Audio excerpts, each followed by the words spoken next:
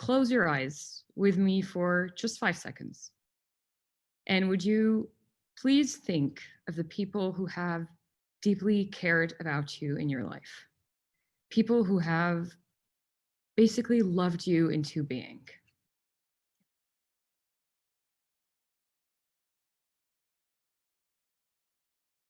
Our next speaker is El-Yafi, who is a political activist. And I just found out today, her grandfather was one of the founding fathers of Lebanon, who actually gave voting rights to women, was a former prime minister.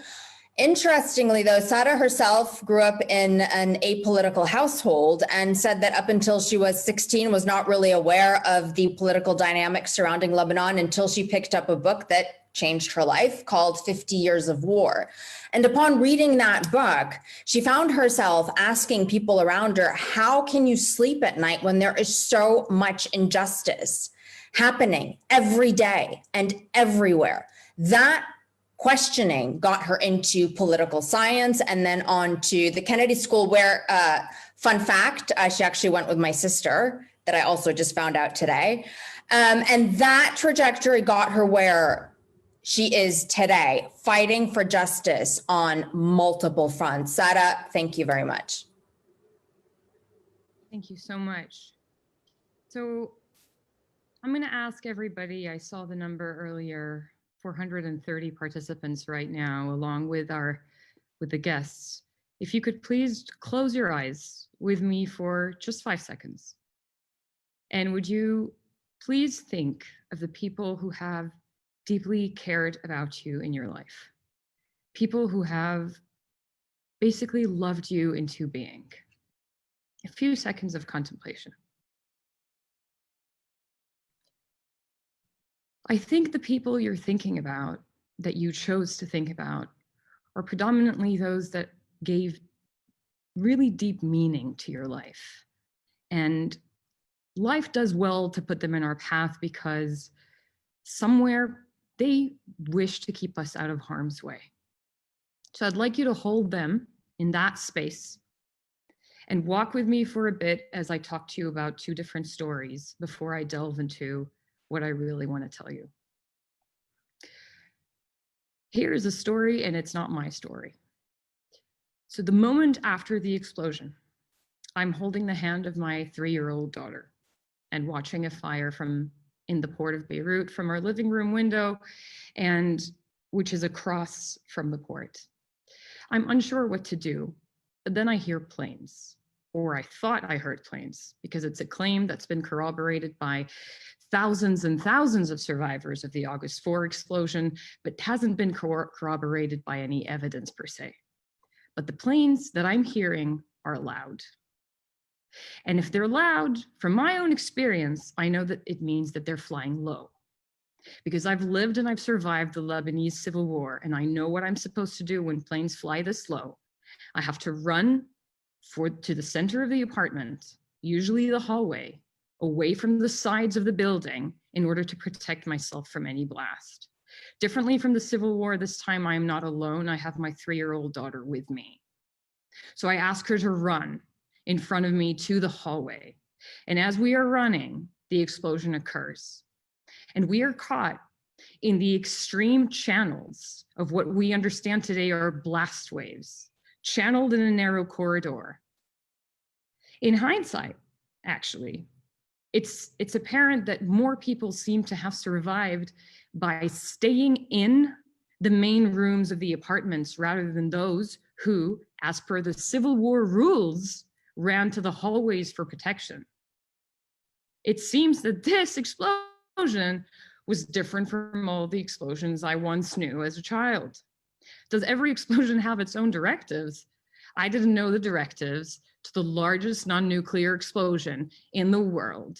I broke all my ribs, glass shard punctured my body, and my daughter died. Here's another story.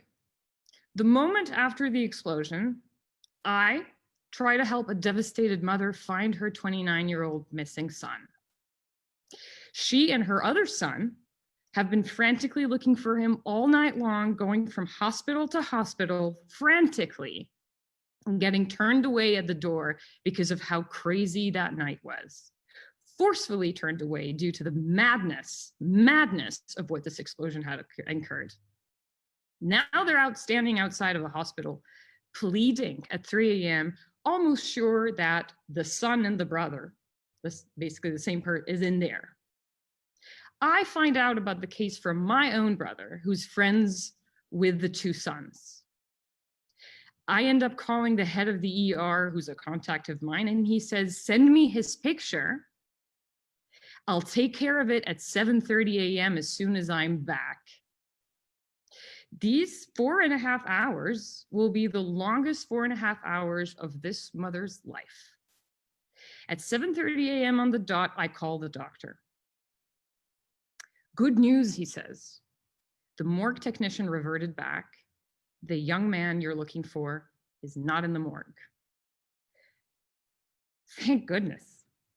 I relay the news to the mother and to the brother, and probably they've experienced maybe the deepest relief that they've ever felt in their entire life.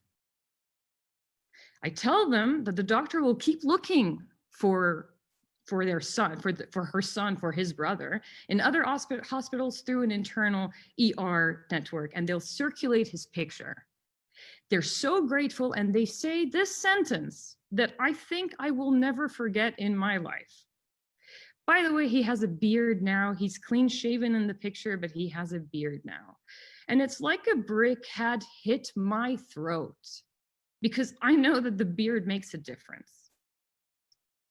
The beard definitely makes a difference. So I call the head of the ER again, and I say, I plead with him, please check again. And he said he will personally go to the morgue. And 10 minutes later, he calls me and he says, this is an experienced person who knows exactly how to deal with these situations. Get me the strongest member of the family to talk to. I'm so sorry, your friend is in the morgue. That story is my story. I am the person who tried to help them find their missing member of family. The one before is one of many stories that have been recounted to me. And this is not another day in the Middle East. I didn't expect to get emotional.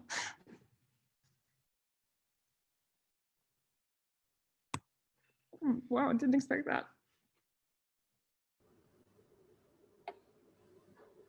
Take the time you need, Sada. I mean, no, but anyway, what Lebanon has been through is just.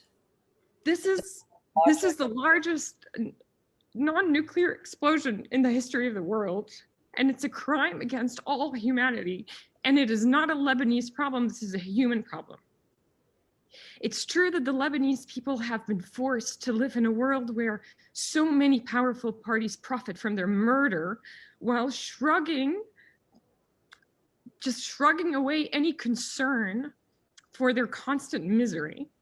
But I have not found anything as dehumanizing as the rush of the media and world powers to so easily brush off this explosion as an accident and move on to callous politicking. The Lebanese people, for your information, are the 4th most educated nation in math and sciences in the world, as per the World Economic Forum's 2018 Global Competitiveness Report. The Lebanese people today are stuck between a rock and a hard place. Decimated, bankrupted, homeless, victims of the worst financial, economic, and monetary crisis that the contemporary world has ever witnessed, caused by an autocratic, oligarchic, and psychopathic regime that magically manages to never lose its blessings from foreign powers, all of whom have joined forces together in a seemingly invisible deal to cajole the Lebanese people into submission through hopelessness. We are gaslighted about the planes we heard. We are gaslighted about scientific methodologies that we are exhaustively positing in our attempt to advocate that this was quite possibly not just an unlucky accident. We are babied by foreign presidents, ridiculed as conspiracy theorists for countering the corrupt government's narrative of an accident, a corrupt government that has forcibly turned us, Lebanese people, into beggars, constantly appealing to foreigners for donations, which has become the only way for the wide majority of the Lebanese people to ensure basic survival. But it does not end there. It does not end there. And this is what I want to say, that it begins here. It begins here. So to tangibly answer 5x15 and Voices for Lebanon's request, and thank you so much for this, for proposing possible ways forward. We are going to pursue justice. There are killer details in the story of the ship and the story of ammonium nitrate that implicate many different actors that will be pursued in the International Court of Law with irrefutable evidence of crime.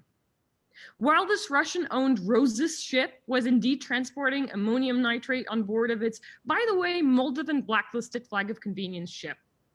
Every Moldovan ship is actually blacklisted. The ship was supposed to take the ammonium nitrate from Batumi, Georgia to Mozambique, to a company called FEM, Fábrica de Explosivos Mozambique. It is now known that the reason that this ship docked in Beirut is because it was called upon by specific entities in Lebanon. You heard me correctly. Specific entities called upon the ship to dock in Lebanon because they needed to perform a trade deal on board of that ship. Such a decision is at best an illegal act ridden with complete negligence, which is punishable by law. And at worst, it's a participation to a conspiracy to bring this ship and the ammonium nitrate to Lebanon, in which case it is also punishable by law. Those who derouted the ship and made it change its course and had it come to Lebanon will have to answer to the court of law.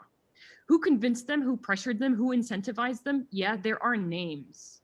There are institutions. We know them. There is more than enough ground for a very strong, powerful international case against several defendants and major plaintiffs who have suffered enormous damage are already prepared to be summoned for this case. And there are 2 international law firms that are on board. This is not just Sarah daydreaming at midnight in her bedroom. The importance of this case is that this will serve as a model for justice around the world.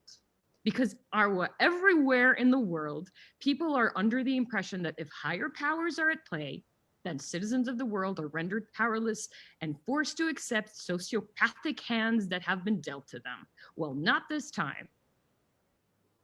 And I will talk later when you come back to me with a question about exactly how this is going to go about.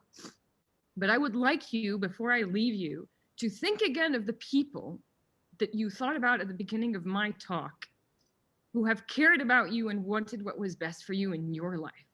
If it is uncomfortable for you to imagine them in this place, then this is a quest for justice for you too.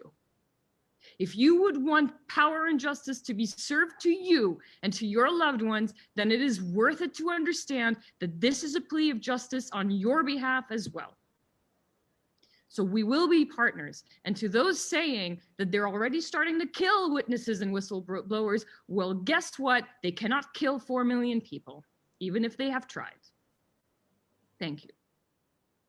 Thank you, Sara. I don't think there's anyone listening right now who isn't really feeling like they're punched in the gut.